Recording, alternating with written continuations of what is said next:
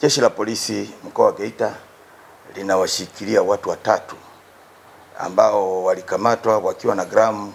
3263.72 za dhahabu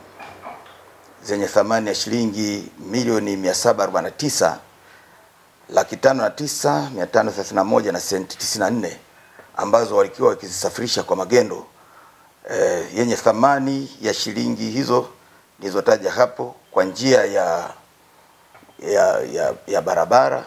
kinyume cha sheria wakitumia gari Toyota Premio namba T 739 EEH mali ya Emmanuel Kidenya mkazi wa Kahama Shinyanga. Waliokamatwa ni Yohana Idama miaka 34 mkazi wa Nyamhongolo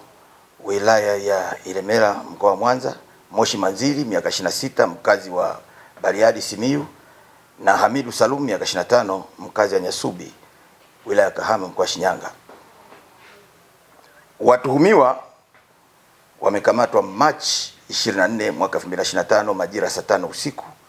katika mtaa wa Kapera wilayani Bukombe baada ya jeshi la polisi kupata taarifa za siri na kuweka mtego ambao ulifanikisha kukamata watuhumiwa hawa. Baada ya upekuzi katika gari kufanyika, walikuta wakiwa na kiasi hicho cha dhahabu kilichokuwa kimefichwa katika gari tajwa. Uchunguzi wa tukio hili kwa kushirikiana na taasisi nyingine unaendelea ili kuwabaini wahusika wengine waliohusika na tukio hili ili kuweza kuwafikisha mbele ya sheria.